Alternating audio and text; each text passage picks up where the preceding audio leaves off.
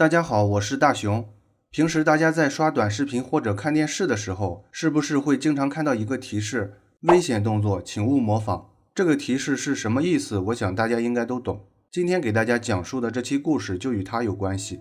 2011年8月27日晚，日川县路北市警局接到了一个报警电话，报警人称有人被活埋在了大崎海滩上，情况非常紧急，请求救援。在接到电话后，警方立即安排了救援队赶往了现场。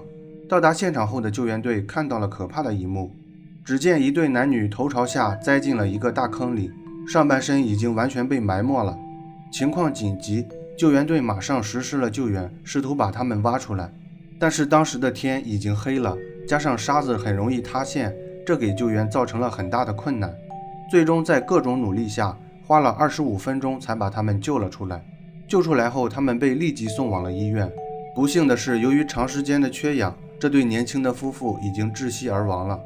他们为什么大半夜要去海滩呢？海滩上的大坑又是怎么来的呢？那么接下来让我们一起走进这起离奇的事件。2011年4月份，本期主人公红树和丽莎在石川县金泽市举行了婚礼。婚礼上，很多亲朋好友一起给他们庆祝这个幸福的时刻。婚后两个人一起住在金泽市，婚姻生活幸福美满。然而幸福的生活仅仅在4个月以后就终结了。8月27日晚，忙碌了一天的红树下班回到了家。这时丽莎正像往常一样做好了一桌丰盛的晚餐。他们在吃过晚餐后，丽莎跟红树提议去海滩逛一逛。红树本身是不太情愿的，因为工作了一天，身体已经很疲惫了。但是在丽莎的强烈邀请下，红树只好答应了。于是他们去了距离家10分钟车程的大崎海滩。到了海滩以后，他们就沿着海滩一起散步。夏末的海滩漆黑而浪漫，微风吹过，他们有说有笑地走着，海浪和他们的脚步声在周围回荡。这时突然发生了一件意外的事情，他们忽然觉得自己脚下似乎有些不对劲，但是还没有来得及反应，他们就一头栽进了一个大坑里。突如其来的意外让他们无法应对，更糟糕的是，洞的一侧因为受到冲击而开始塌陷，沙子开始吞噬他们，最终他们头朝下被埋在了沙子里，这让他们无法呼吸，情况十分危险。当他们刚掉下去的时候，丽莎因为受到惊吓开始大吼大叫，周围的人在听到声音后，于是他们便跑了过去。过去的人发现两个人被埋在了沙子里，于是就开始展开救援，试图把他们救上来。但是由于当时的海滩实在太黑了，他们看不清楚周围的情况。他们在挖掘了45分钟没有什么进展，于是便放弃了挖掘，开始拨打了报警电话。稍微说明一下，一般窒息时间超过5分钟后，人就会失去意识，15分钟后就会进入脑死亡的状态。救援队在赶到以后也很难在这种黑暗的条件下把人救出来。经过各种努力，最终25分钟后才把他们救了出来。救出来以后，他们被立即送往了医院。遗憾的是，这时他们被埋在沙子下的时间已经超过了1个小时，他们已经没有救了。这就有些奇怪了，好好的沙滩上怎么会有一个大坑呢？海滩上有个大坑肯定是不自然的，这引起了警方的关注。于是警方找到了当晚第一次参与救援的几个年轻人。在了解后，警方得到了一个惊人的事实，那就是那晚掉进坑里的妻子丽莎挖了这个坑。至于她为什么要挖这个坑，那要追溯到前几天。在事发的前几天，丽莎看了一个综艺节目，在节目里她看到了一段恶作剧内容，一个喜剧演员在综艺节目中掉进了陷阱，节目效果很好。看到这段内容的丽莎心里产生了一个想法，她想到她的丈夫红树过几天就要过生日了，这是他们结婚后的第一个生日，丽莎想给红树一个终身难忘的生日体验，所以要给红树一个惊喜。她计划先是捉弄一下红树，然后再给他庆祝。于是丽莎便联系了她的朋友，并把她的创意告诉了他们，请求他们帮忙实施这个计划。朋友们在听到以后便答应了，于是他们开始商量在哪里挖坑。